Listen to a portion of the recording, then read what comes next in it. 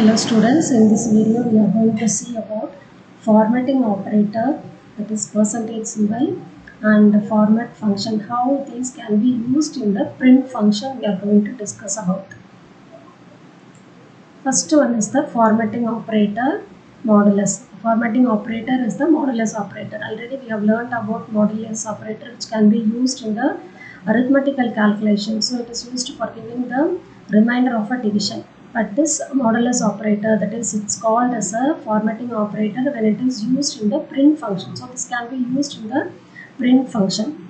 Formatting operator is used to construct strings, replacing parts of the strings with the data stored in the variables. Okay, so if you see the syntax, you can understand what is the syntax. String to be displayed with percentage val1 and percentage val2, close the double quotes, percentage val1 val2. That is, we are using this percentage, that is formatting operator, along with the print function. This can be used along with the print function, and it is used for constructing the string. When we use the print function, we will be writing the string within double quotes. Okay, so it is used to construct the string and replace a part of a string. That is, wherever the variable or data you want to print means, we can make use of this formatting operator. If you see, we will see the example. For example, name is equal to Rajarajan. So name is a variable which is having the value as string. Next one is the mark, that is equal to 98. So mark is another variable which is having the value as integer data. So first one is a string data, second one is the integer data. Now you want to print both these values. So we'll write the print function, print name colon, I want to have the string. So name colon, next you want to print the value of the variable name. Okay, so then you can write percentage. What is the data type of name? It is a string, so we have to write it as yes. And marks colon percentage d. The second one, we want to print the marks. So here we can write it as the data type. What is the data type? Integer. For mark, you have the value as 90, that is the integer data. So we can replace that part of the string with the percentage d and close the quotes. Then after that you have to write percentage name. What are the variables you are using inside this double quotes, that should be written here. So the first one represents the string variable, so we have to write name. The second one represents the integer data, so that is the mark, so we have to write. So this is how we can use the formatting operator in the print function. So you will be getting the output as name Rajarajan, marks 98. So name colon, after name colon you have percentages. So immediately it will go and take the value. So what is the first variable? Name. So the name value is Rajarajan, that will be replaced. So that will be replaced and you have the value Rajarajan. Then next one is the marks, percentage d. So this percentage d looks the second variable. What is the second variable? Mark.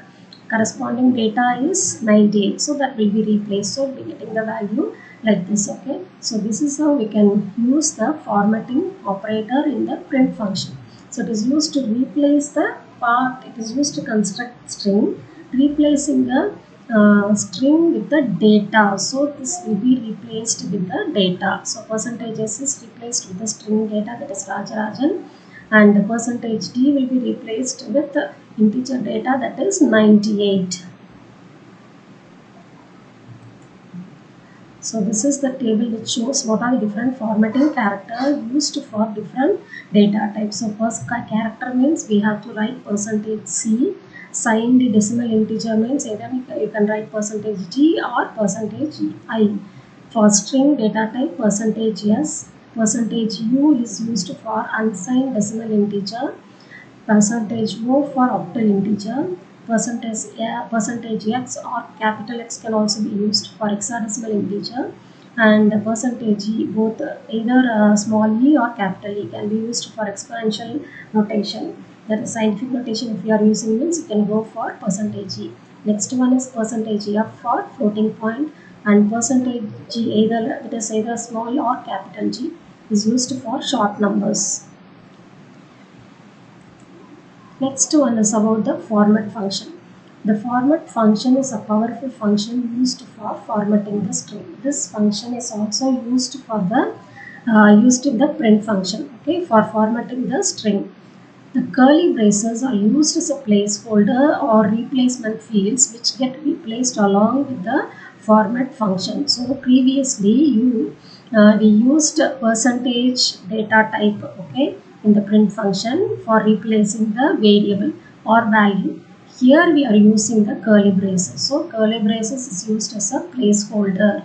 So now we can see this example, you can understand better. So num1 is equal to int of input number 1. We are getting one value integer number and storing in num1.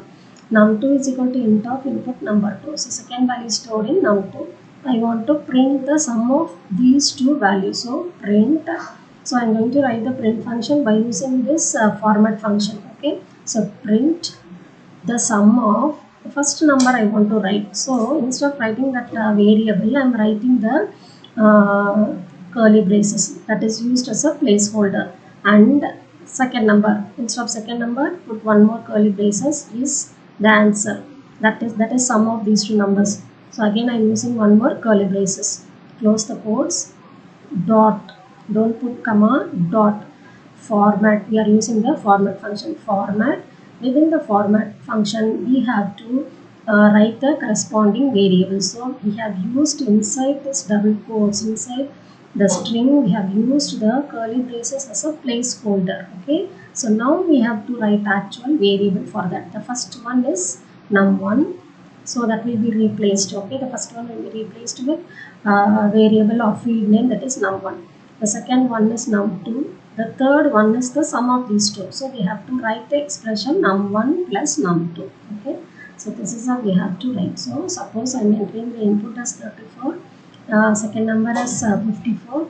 Then we will be getting the output. The sum of the first curly braces will be replaced with num1. So 34. Second will be replaced with num2. That is 54. Is then the third curly brace will be replaced with the sum of these two numbers, that is 88. Okay. So this is how we can use the format function. We will see the execution. Now I have initialized two variables. First one is the name, which is having the value Raja, that is a string data. Second one, age equal to 18, that is the integer data. Now I want to print. So I can write print. I want to have the message name colon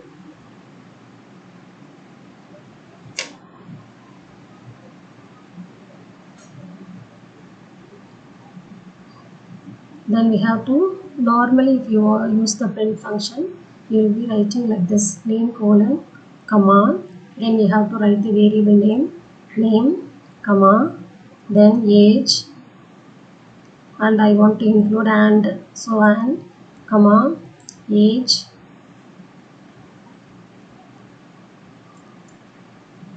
comma, so inside age I want to have colon, then the variable age.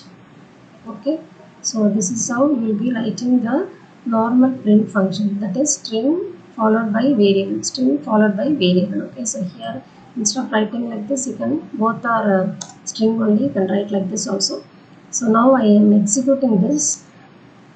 So name Raja and age is age colon 18. Okay, so now next thing, I am going to make use of the formatting operator, that is modulus. Okay, so print of double quotes name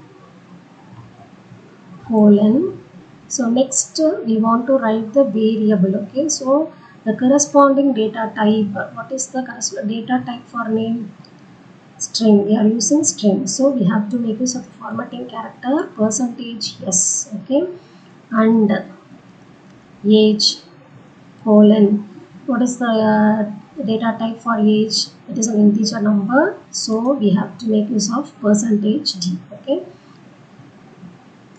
then close the double quotes. So from here we started the double quotes and here only we are closing. But in the previous example we have opened, because in between we have string followed by a variable, string followed by variable, like that we are writing. So we have to close the quotes and then again open the quotes and do.